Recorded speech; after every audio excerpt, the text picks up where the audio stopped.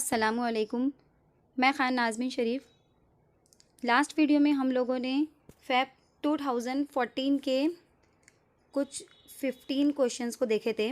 आज हम 2014 के ही आगे के जो 15 क्वेश्चन हैं उनको सॉल्व करेंगे। जैसे कि आपके सामने 2014 का पेपर सॉल्व है, ओपन है। इसमें से हमने 15 क्वेश्चन को लास्ट वीडियो में सॉल्व किए थे। आज हम लोग जो है वो 16 क्वेश्चन से सॉल्व करेंगे। तो यहाँ पर आप देख सकते हैं 16 question. Which of the following is true about gifted learner, यानी जो गिफ्टेड लर्नर है, जो गिफ्टेड चाइल्ड हैं, उनके बारे में 4 ऑप्शंस में से कौन सी बात सही है। अब गिफ्टेड चिल्ड्रन क्या होते हैं? गिफ्टेड चिल्ड्रन यानी ऐसे बच्चे जिनका आईक्यू जो है वो बहुत ज़्यादा होता है, यानी वो दूसरे बच्चों के मुकाबले में उनका आईक्यू लेवल ज़्यादा होता है, वो गिफ्टेड होते हैं। अब यहाँ पर गिफ्टेड स्टूडेंट जो हैं उनमें से ये 4 ऑप्शन में से उनके बारे में कौन सी बात यहाँ पर करेक्ट है? They make everyone else smarter and are essential for collaborative learning, यानी वो जो है क्लास के दूसरे बच्चों को भी या हर किसी को स्मार्टर बना सकते हैं।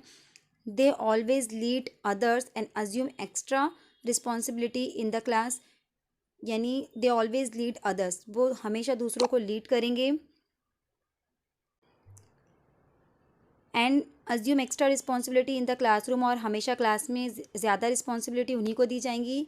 या फिर थर्ड ऑप्शन है they may achieve lower grades due to their heightened sensitivity, यानी कभी कभी वो बच्चे भी अगर उनकी जो हाइटन सेंसिटिविटी यानी उनकी जो आईक्यू लेवल है या वो जो गिफ्टेड चाइल्ड है, अगर उनको सही तरह से इस्तेमाल ना किया जाए तो कभी कभी उनका भी ग्रेड लो हो सकता है। या their importance is primarily due to their brain power, या तो फिर उनका जो इम्पोर्टेंस है वो सिर्फ इसलिए है क्योंकि उनका ब्रेन पावर ज़्यादा है। तो इन चारों में से कौन सा ऑप्शन करेक्ट होगा? तो यहाँ पर जो करेक्ट ऑप्शन होगा वो होगा थर्ड वाला, they may achieve lower grades due to their heightened sensitivity, यानी अपनी उच्च स्तरीय संवेदनात्मकता के कारण वे भी निम्न श्रेणी पा सकते हैं। यानी कभी कभी अगर जो उनका आईक्यू लेवल है अगर उसका सही इस्तेमाल नहीं किया गया, या जो उनकी क्वालिटीज़ है अगर उसका सही इस्तेमाल नहीं किया गया, तो वो भी लोअर ग्रेड पा सकते हैं। तो ये इसका सही ऑप्शन होगा, क्योंकि ज़रूरी नहीं है कि गिफ्टेड चाइल्ड हमेशा ही सक्सेस हो। अगर सही तरह से उनका इस्तेमाल नहीं किया गया, उनका ब्रेन का इस्तेमाल नहीं किया गया, तो वो भी लोअर ग्रेड पा सकते हैं। ये ज़रूरी नहीं है क्या उनके ब्रेन पावर की ही वजह से उनको इम्पोर्टेंस दी जा रही है, या जो ज़्यादा आईक्यू वाले बच्चे हैं वो दूसरों का भी आईक्यू बढ़ा सकते हैं, ऐसा भी नहीं है। और हमेशा क्लास में वही दूसरे बच्चों को लीड करेंगे, ये भी ज़रूरी नहीं है। देन 17 क्वेश्चन है हमारे सामने। Inclusion in school primarily focused on, inclusion यानी इंक्लूसिव एजुकेशन, यानी जहाँ पर सभी तरह के बच्चों को शामिल किया जाता है। इंक्लूसिव एजुकेशन यानी जहाँ पर सभी तरह इंक्लूसिव एजुकेशन यानी जहाँ पर सभी तरह के बच्चों को शामिल किया जाता है। इंक्लूसिव एजुकेशन यानी जहाँ पर सभी तरह के बच्चों को शामिल किया जाता है। तो ये किस चीज़ पर फोकस करता है, किस चीज़ पर जोर देता है? Making subtle provisions for special category children, ये सिर्फ जो स्पेशल कैटेगरी चिल्ड्रन है सिर्फ उनको ही प्रोविज़न देता है, उनको ही इम्पोर्टेंट देता है। Fulfilling the needs of children with disabilities only, ये सिर्फ जो डिसेबल चिल्ड्रन है सिर्फ उनको ही उनकी ही ज़रूरतों को पूरा करता है। Meeting the need of the disable child at the expense of entire class, यानी बाकी की जो क्लास है अगर उनका नुकसान भी होता है तो हो जाए, लेकिन जो डिसेबल चाइल्ड है सिर्फ उनकी ही ज़रूरतों को पूरा किया जाए।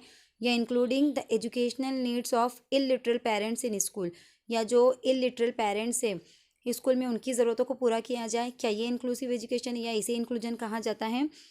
तो यहाँ पर इसका जो करेक्ट ऑप्शन होगा वो होगा making subtle provisions for special category children. Then 18 question है।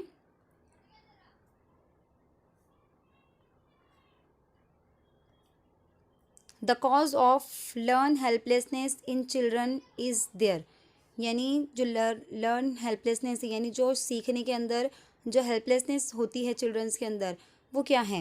Acquired behaviour that they will not succeed, यानी ये उनका ऐसी सोच या ऐसा एक्वायर्ड बिहेवियर है कि वो कभी भी सक्सेस नहीं हो सकते। कैलॉस एटीट्यूड टूवर्ड्स क्लासरूम एक्टिविटीज़, ये non compliance with expectations of their parents, moral decisions for not taking up studies seriously. क्या हो सकता है ये चारों ऑप्शन में से इसका करेक्ट आंसर हम लोग देखेंगे। फर्स्ट ऑप्शन देखेंगे इसका, acquired behaviour that they will not succeed, यानी उन्होंने ऐसा मान लिया, उनके बिहेवियर में, उनके बर्ताव में ऐसी तब्दीली आ गई कि वो सक्सीड नहीं हो सकते, उन्होंने ऐसा मान लिया। या callus attitude towards classroom activity, यानी क्लासरूम के अंदर जो एक्टिविटीज़ हो रही हैं उसके लिए उनका कठोर निर्णय हो गया, या कठोर उन्होंने उसके लिए एटीट्यूड्स बना लिए। या non compliance with expectations of their parents, उनके जो पेरेंट्स की जो एक्सपेक्टेशन है, जो उम्मीद है, वो उसको पूरा नहीं कर पा रहे हैं। या फिर moral decisions for not taking up studies seriously, या उन्होंने एक डिसीजन ले लिया कि वो स्टडीज़ को सीरियसली नहीं लेंगे। क्या ये लर्न हेल्पलेसनेस हो सकती है, यानी क्या इसकी वजह से लर्निंग में प्रॉब्लम हो सकती है। तो यहाँ पर जो इसका करेक्ट ऑप्शन होगा वो क्या होगा, लर्न हेल्पलेसनेस क्या है कि बच्चे हेल्पलेस हो जाते, बच्चे लाचार हो जाते कि कितनी भी कोशिश के बाद किसी भी चीज़ को वो समझ नहीं पाते या सीख नहीं पाते। तो इसकी एक सही वजह क्या हो सकती है, तो यहाँ पर इसकी सही वजह हो सकती है acquired behaviour that they will not succeed, यानी अगर उनके बिहेवियर में ही ऐसा आ गया कि वो सक्सेस नहीं हो सकते, अगर उन्होंने ही ऐसा मान लिया, जब तक बच्चा खुद कोशिश नहीं करेगा किसी चीज़ को जानने या समझने की तो वो नहीं जान पाएगा। तो उनके अगर बिहेवियर में ही ऐसी चीज़ आ गई कि वो नहीं सक्सेस हो सकते पाएगा, तो उनके अगर बिहेवियर में ही ऐसी चीज़ आ गई कि वो नहीं सक्सेस हो सकते, तो ये एक वजह हो सकती है लर्न हेल्पलेसनेस की। उसके बाद 19 क्वेश्चन है, if a student is consistently getting lower grade in school, her parents can be advise to help her by. अगर कोई बच्चा क्लास के अंदर बार बार लगातार लोअर ग्रेड ला रहा है, कम मार्क्स ला रहा है, तो her parents can be advise to help her by, तो उसके पेरेंट्स को क्या एडवाइस की जा सकती है। Working in close association with teachers, teachers के साथ एक क्लोज एसोसिएशन कायम करे बच्चे की प्रॉब्लम को समझने के लिए। With holding mobile phones, movies, comics and extra time for play, या बच्चे को मूवीज़, कॉमिक्स या खेलने के लिए ज़्यादा टाइम दिया जाए। Narrating her the hardship of life for those who do not possess proper education, या उनको ऐसी स्टोरीज़ बताई जाए जिन्होंने लाइफ में सक्सेस नहीं किया या प्रॉपर एजुकेशन ना मिलने की वजह से जो सक्सेस नहीं हो पाई, कि ऐसी स्टोरीज़ बताई जाए। या लास्ट ऑप्शन है forcing her to work harder at home, या उनको घर पर ज़्यादा स्टडी के लिए कहा जाए। तो पेरेंट्स को क्या एडवाइस देंगे हम, तो यहाँ पर इसका जो करेक्ट आंसर होगा वो होगा working in close association with teachers, यानी अगर पेरेंट्स और टीचर दोनों मिलकर अगर बच्चे की प्रॉब्लम को समझेंगे, उसको सॉल्व करने की कोशिश करेंगे, तो इससे बच्चे को ज़्यादा हेल्प होंगी और वो अच्छे ग्रेड ला सकेगा। यहाँ पर 20 क्वेश्चन है, which of the following does not debtor problem solving, यानी इनमें से क्या एक है जो प्रॉब्लम सॉल्विंग को डेटर नहीं करता, यानी जो लर्निंग है उसमें प्रॉब्लम सॉल्विंग का मतलब वही होता है लर्निंग। तो यहाँ पर से ये चार ऑप्शन में से ऐसा कौन सी चीज़ है जो लर्निंग में रुकावट नहीं डालती, यहाँ पर नहीं डालती पूछा है। डेटर का मतलब होता है जो रुकावट नहीं डाल रही, प्रॉब्लम नहीं क्रिएट कर रही। फर्स्ट है इंसाइट, यानी दूरअंदेशी, मेंटल सेट्स, इंट्रेंचमेंट या फिक्सेशन। एक एक को समझेंगे। फर्स्ट वाला है इंसाइट, यानी दूरअंदेशी। हमने देखे थे इंसाइट लर्निंग थ्योरी, तो इसकी वजह से तो प्रॉब्लम सॉल्व हुई थी। जैसे कोलर ने जो उसका एक्सपेरिमेंट किया था चिंपैंजी के ऊपर, तो चिंपैंजी ने इंसाइट के जरिए ही उसकी प्रॉब्लम या उसको लर्निंग हुई थी, उसने लर्निंग किया था। मेंटल सेट, यानी कोई भी चीज़ के लिए अगर हम हमारा मेंटल सेट कर दें, कोई भी प्रॉब्लम अगर हमारे सामने आए, उसका सोल्यूशन अगर हम मान लें कि इसी तरह से होना चाहिए, चाहे वो उसका सोल्यूशन ना हो तो भी ये प्रॉब्लम क्रिएट कर सकता है, क्योंकि ज़रूरी नहीं कि जैसा हम सोच रहे हैं, हमने जैसा मेंटल सेट किया वैसे ही उसकी सोल्यूशन होगी। इंट्रेंचमेंट, ये भी एक मेंटल सेट की तरह ही हो गया कि हम मोर्चाबंदी, यानी क्या, हम फिक्स हो गए, मोर्चा लगा कर बैठ गए कि भाई मैं अगर ऐसे प्रॉब्लम को सॉल्व करूँगा तो ही ये प्रॉब्लम सॉल्व होगा। ये भी एक गलत बात हो गई। फिक्सेशन, अगेन वही कि अगर हमने फिक्स कर लिया कि बस इसी तरह से मुझे मेरी प्रॉब्लम को सॉल्व करना है, या किसी चीज़ को मुझे इसी तरह से सीखना है, चाहे वो गलत वे हो, तो ये भी प्रॉब्लम क्रिएट कर सकता है। तो यहाँ पर जो पॉजिटिव नज़र आ रहा है वो इंसाइट है, क्योंकि कोलर ने भी बताया था कि इंसाइट के ज़रिए लर्निंग हो सकती है। भी प्रॉब्लम क्रिएट कर सकता है। तो यहाँ पर जो पॉजिटिव नज़र आ रहा है वो इनसाइट है, क्योंकि कोलर ने भी बताया था कि इनसाइट के ज़रिए लर्निंग हो सकती है।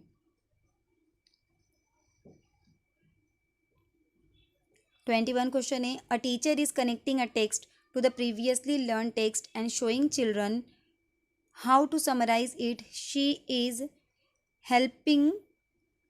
अब वो क्या कर रही है, मतलब एक टीचर है जो क्या कर रही है, जो प्रीवियसली जो टेक्स्ट है उसको पढ़ाया गया है, उसको जो अभी का जो टेक्स्ट है उन दोनों को क्या कर रही है, कनेक्ट कर रही है। Connecting a text to the previously text learn text, यानी जो पिछला जो पढ़ाया गया है उसको टीचर प्रीवियसली नॉलेज को अभी करंट नॉलेज से जोड़ने की कोशिश कर रही है। तो वो क्या कर रही हैं, helping children to develop their own strategy to comprehend it, क्या वो चिल्ड्रंस के अंदर खुद की स्ट्रैटेजी को क्रिएट कर रही है। Insinuating that there is no need to go through the entire text, क्या बच्चों को ये बता रही हैं कि पूरा टेक्स्ट या पूरा पैसेज पढ़ने की ज़रूरत नहीं है। Reinforcing the importance of text from the assessment point of view, क्या वो बच्चों को असिस्मेंट पॉइंट ऑफ व्यू के ज़रिए ही टेक्स्ट को रिनफोर्स करने की, रिपीट करने की बात बता रही हैं। Encouraging children to mug it up as effectively as possible, mug it का मतलब होता है उसको रोट मेमोराइजेशन, यानी उसको रट्टे मारना, क्या वो बच्चे के रोट मेमोराइजेशन को बढ़ावा दे रही हैं। तो यहाँ पर इसका जो करेक्ट ऑप्शन होगा वो होगा helping children to develop their own strategy to comprehend it, यानी वो बच्चों के अंदर अपनी खुद की स्ट्रैटेजीज को डेवलप करने की कोशिश कर रही है ताकि वो बच्चे खुद वो टेक्स्ट को समझ सकें। 22 क्वेश्चन है, what kind of error is common between a learner who learn his mother tongue and the learner who learn the same language as second language, यानी एक बच्चा है जिसकी, मतलब दो बच्चे हैं, what kind of error is common, क्या दुश्वारी या क्या एरर्स आ सकते हैं। Learner who is learning his mother tongue, यानी ऐसा बच्चा है जो अपनी मदर टंग को सीख रहा है और सेम वही लैंग्वेज को दूसरा बच्चा एज अ सेकेंड लैंग्वेज सीख रहा है। जैसे हम एग्जांपल ले लेते हैं कि हमारी मदर टंग जो है वो उर्दू है, तो हम इसको उर्दू को एज अ मदर टंग सीख रहे हैं, ये हमारी क्योंकि मदर टंग है उर्दू लैंग्वेज। और जो दूसरा बच्चा है जो मराठी या हिंदी बोलने वाला बच्चा है, अब वो उर्दू को, उसकी फर्स्ट लैंग्वेज तो मराठी हो गई, लेकिन वो उर्दू को as a second language use कर सीखने की कोशिश कर रहा है। तो इनमें से क्या एरर आ सकते हैं, क्या दुश्वारी आ सकती है उस बच्चे को जो कि second language as a second language सीखने की कोशिश कर रहा है, जो दूसरा बच्चा उसकी फ़र्स्ट लैंग्वेज है। जैसे एक बच्चे की लैंग्वेज उर्दू फर्स्ट है और दूसरा बच्चा उर्दू को सेकेंड लैंग्वेज के तौर पर सीखना चाह रहा है। ओवर जनरलाइजेशन, ओवर जनरलाइजेशन का मतलब क्या हो रहा है कि बच्चा जो भी रूल्स है उसको कहीं भी अपना रहा है। जैसे जैसे ई एस लगाना है तो बच्चा हर जगह ई एस लगा रहा है जहाँ पर ज़रूरी नहीं है, या ई डी, हर जगह ई डी का इस्तेमाल कर रहा है जहाँ पर ज़रूरी नहीं है। या सिंप्लीफिकेशन या डेवलपमेंटल प्रॉब्लम हो सकती है, या हाइपर कनेक्शन हो सकता है। अब यहाँ पर इसका करेक्ट आंसर जो आएगा वो होगा डेवलपमेंटल, क्योंकि बच्चे की डेवलपमेंटल प्रॉब्लम यहाँ पर क्रिएट हो सकती है। 23 क्वेश्चन है, the stress affects performance in examinations, this fact reflects which of the following relationship, यानी जो स्ट्रेस की वजह से एग्जामिनेशन के परफॉर्मेंस पर इफेक्ट हुआ, उसको अफेक्ट करा, उसने उस पर असर किया, तो ये क्या रिलेशन हो सकता है। कॉग्निशन इमोशन का रिलेशन हो सकता है, स्ट्रेस या ओमिशन का रिलेशन हो सकता है, परफॉर्मेंस एंजाइटी हो सकता है, या कॉग्निशन एंड कॉम्पिटिशन हो सकता है। तो अब यहाँ पर अगर हम देखेंगे तो यहाँ पर ना स्ट्रेस की बात की गई है, एग्ज़ाम स्ट्रेस की कोई बात यहाँ पर नहीं की गई है। परफॉर्मेंस, चलो ठीक है, परफॉर्मेंस की बात की गई, लेकिन एंजाइटी, डर की भी यहाँ पर कोई बात नहीं की गई है। कॉग्निशन एंड कॉम्पिटिशन, कॉग्निशन की तो बात की गई यहाँ पर, लेकिन कॉम्पिटिशन का यहाँ पर कोई जिक्र नहीं है। तो इसका जो करेक्ट आंसर होगा वो क्या होगा, कॉग्निशन एंड इमोशन, क्योंकि जो स्ट्रेस है उसका रिलेशन इमोशन से है, और परफॉर्मेंस जो है एग्जामिनेशन के अंदर उसका जो रिलेशन है वो कॉग्निशन से है, यानी हमारे ब्रेन से है। ओके, तो इसका करेक्ट आंसर होगा cognition and emotion. Then 24 question है, a teacher is trying to counsel a child who is not performing well after an accident, which one of the following is most appropriate about counselling in school, यानी एक teacher है जो बच्चा class के अंदर अच्छे से परफॉर्म नहीं कर रहा है उसको काउंसिल कर रही हैं, तो इनमें से क्या है जो स्कूल की काउंसलिंग के बारे में सही बता रहा है। चार ऑप्शन में से, it is about the palliative measures for making people comfortable, कि ये बच्चों को कंफर्टेबल करने का एक ज़रिया है। It build self confidence of people by letting them explore their own thoughts, क्या इसकी वजह से बच्चों का सेल्फ कॉन्फिडेंस बिल्डअप होगा और ताकि वो अपने ओन थॉट्स को एक्सप्लोर कर सकें। It is about giving the best possible advice to students about their future career, कि ये बच्चों को उनके फ्यूचर करियर के बारे में एडवाइस करने का बेस्ट तरीका है। या फोर्थ ऑप्शन है, it can be done only by the professional expert, क्या काउंसलिंग जो है वो सिर्फ प्रोफेशनल एक्सपर्ट्स ही कर सकते हैं, तो ऐसा ज़रूरी नहीं है। इसका जो करेक्ट आंसर होगा वो होगा second, it builds self confidence of people by letting them explore their own thoughts, यानी यहाँ पर जहाँ पर भी 5 क्वेश्चन है। Which of the following would encourage the least a student who wants to become a highly creative theatre artist, यानी ये जो चारों ऑप्शन है इनमें से कौन सा ऑप्शन लीस्ट इम्पॉर्टेंट है थिएटर आर्टिस्ट बनने के लिए। फर्स्ट वाला है, try to win the state level competition that will ensure you scholarship, यानी जो स्टेट लेवल कॉम्पिटिशन है उसको जीतने की कोशिश करना ताकि स्कॉलरशिप हमको मिल सके। या develop empathetic amicable and supportive relationship with your peer theatre artist, यानी जो हमारे जो थिएटर आर्टिस्ट हैं, यानी जो साथ में काम करने वाले हैं, जो साथी है उसी फील्ड के, उनके साथ एक सपोर्टिव रिलेशनशिप कायम करना, ये कम इम्पॉर्टेंट है। थर्ड ऑप्शन है, devote your time to those theoretical skills that you find most enjoyable, यानी अपना ज़्यादा वक्त थेरोटिकल स्किल्स की उन एक्टिविटीज़ को देना जिसको आप ज़्यादा इंजॉय करते हो। फोर्थ ऑप्शन है, read about the performance of the world's best theatre artist and try to learn, यानी जो वर्ल्ड के बेस्ट थिएटर आर्टिस्ट हैं उनके परफॉर्मेंस के बारे में पढ़ना और उसको समझने की कोशिश करना। तो ये चारों ऑप्शन में से कौन सी चीज़ लिस्ट इम्पॉर्टेंट यानी कम इम्पॉर्टेंट होंगी, तो यहाँ पर इसका करेक्ट आंसर जो होगा वो होगा try to win the state level competition that will ensure you scholarship, यानी सिर्फ कॉम्पिटिशन जीतने के लिए या स्कॉलरशिप पाने के लिए किसी भी चीज़ को सीखना ये इतना ज़रूरी नहीं है।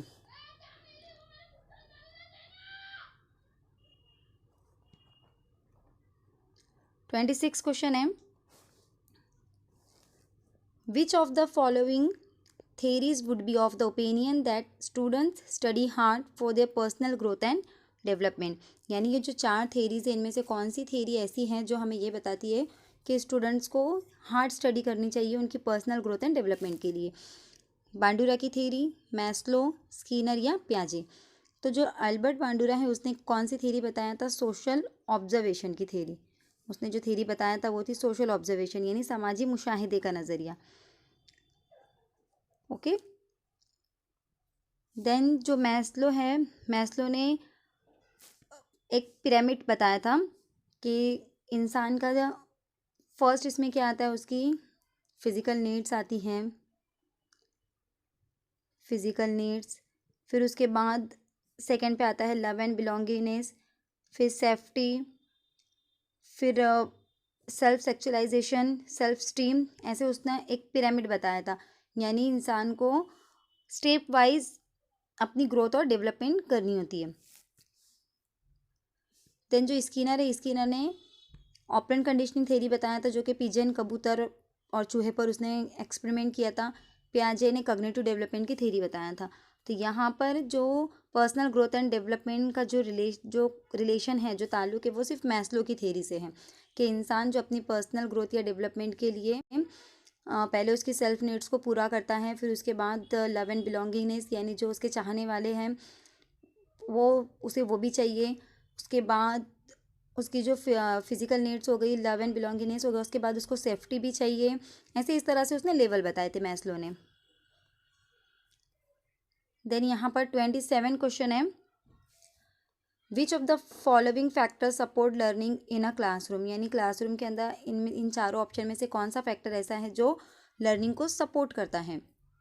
Increase the number of test to motivate children to learn, यानी सिर्फ टेस्ट को बढ़ा देना क्लास के अंदर। Supporting the autonomy of children by the teacher, बच्चों के जो ऑटोनॉमी है यानी जो बच्चे सेल्फ इंडिपेंडेंट होते हैं, जो खुद से काम करते हैं, उसको सपोर्ट करना।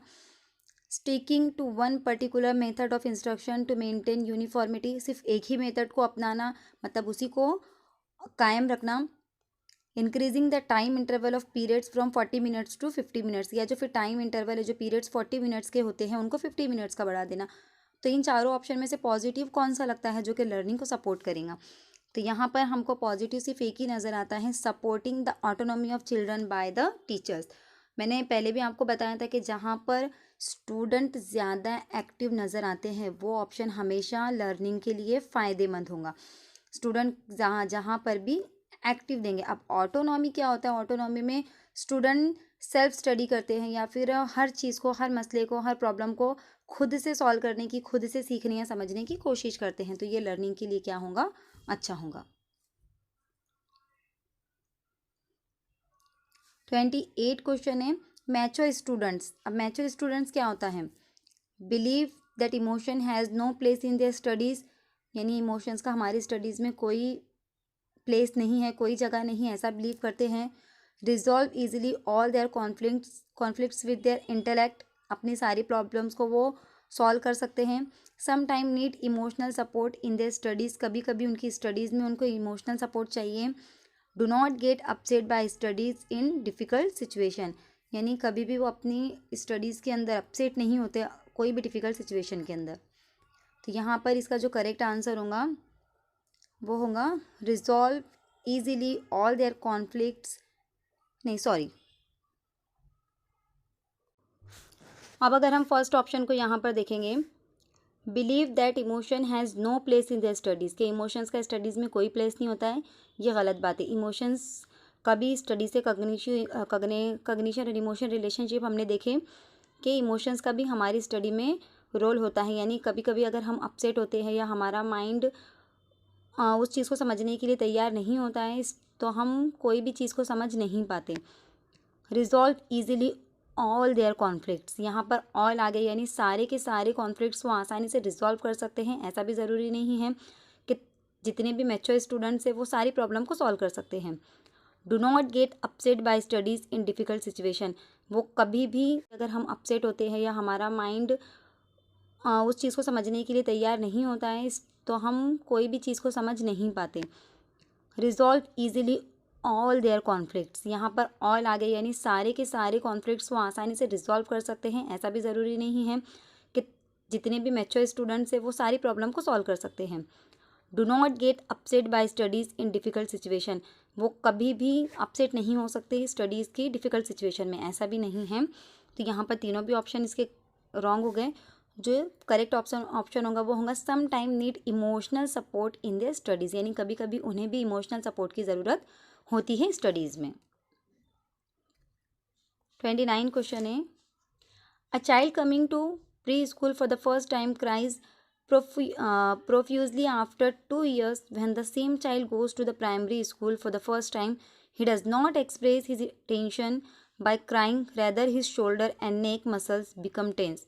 This change in his behavior can be explained on the basis of which of the following principle, यानी कि एक बच्चा है प्री स्कूल में जब वो आता है, जब वो नर्सरी वगैरह में आता है तब वो अपना जो टेंशन है या वो जो अपना गुस्सा है वो रो कर बताता है। लेकिन सेम चाइल्ड जब वही बच्चा 2 साल के बाद वापस उसको स्कूल में डाला जाता है प्राइमरी स्कूल में, तो वो रोकर अपना गुस्सा या अपना टेंशन नहीं बताता, लेकिन जो उसके शोल्डर या उसके नेक मसल्स वगैरह हैं वो उससे हमको जाहिर होता है कि वो टेंस है, यानी उसके जो बॉडी पार्ट्स है उसमें चेंजेस आ जाता है या वो मसल्स हमको उसका टेंशन बताते हैं। तो ये डेवलपमेंट का कौन सा प्रिंसिपल है?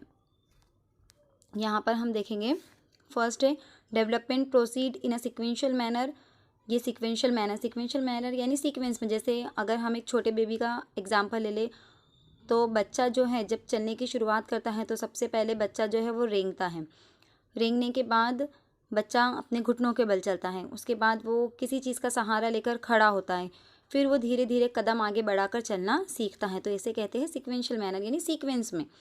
Development is gradual, development is different in different people, यानी डेवलपमेंट ग्रेजुअल होता है, ग्रेजुअली होता है, या जो डेवलपमेंट है वो हर इंसान में अलग अलग होता है। क्या यह रूल ये फॉलो किया जा रहा है यहाँ पर, यानी कोई बच्चा जल्दी चलना सीख जाता है, कोई लेट सीखता है, कोई बच्चा जल्दी बोलना सीख जाता है, कोई लेट बोलना सीखता है, तो इसे कहेंगे development is different in different people.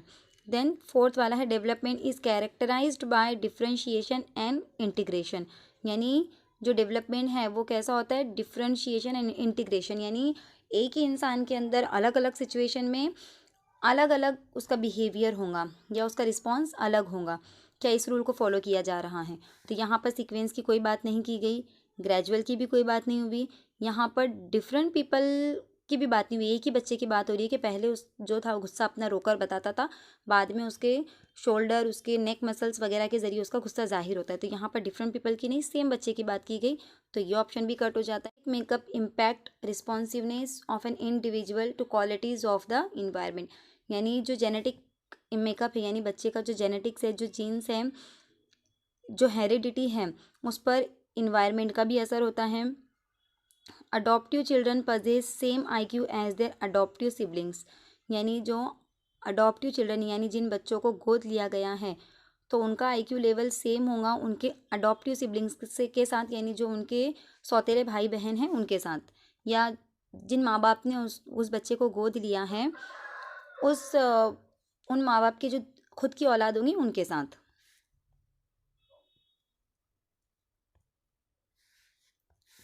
Third वाला है experience does not influence brain development. यानी एक्सपीरियंस का ब्रेन डेवलपमेंट पर कोई भी असर नहीं होता है। ये intelligence remain unaffected by the schooling. यानी जो इंटेलिजेंस है स्कूल का, इस पर कोई भी असर नहीं होता है।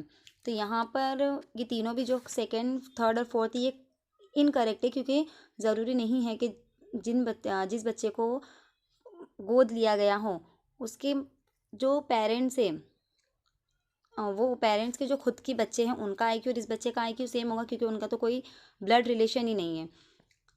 Experience does not influence brain development, ऐसा भी नहीं है। एक्सपीरियंस के ज़रिए ब्रेन डेवलपमेंट होता है और स्कूल के ज़रिए भी इंटेलिजेंस में अफेक्ट होता है, असर होता है। तो ये तीनों ऑप्शन क्या होंगे, यहाँ पर रॉन्ग हो जाएंगे। जो फर्स्ट ऑप्शन है, यानी हमने देखे क्या है first option, genetic makeup impact responsiveness of an individual to qualities of the environment. यानी जो इन्वायरमेंट की क्वालिटीज़ हैं, हेरिडिटी पर या जेनेटिक मेकअप पर उसका प्रभाव या उसका असर पड़ता है, तो ये सही है।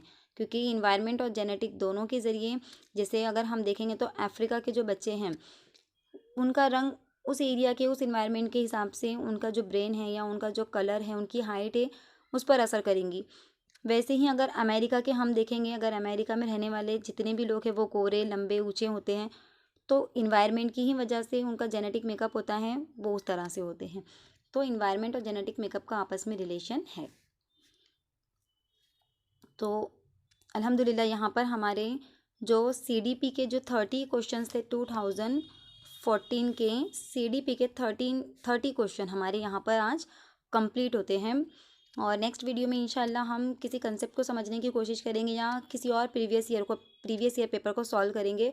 और हम EVS के भी जो इम्पॉर्टेंट टॉपिक्स हैं, जिनसे हर साल पेपर में क्वेश्चंस पूछे जाते हैं, EVS के उन टॉपिक्स को हम हमारी वीडियोज़ में कवर करने की कोशिश करेंगे, ताकि आपको इससे आपका टाइम भी बचे और आप सिर्फ वही स्टडी करें जो पेपर में पूछी जाती हैं, जिसकी वजह से आपका टाइम बचेगा, आपकी स्टडी भी अच्छे से होंगी और आपको पेपर में इससे बहुत ज़्यादा हेल्प मिलेंगी।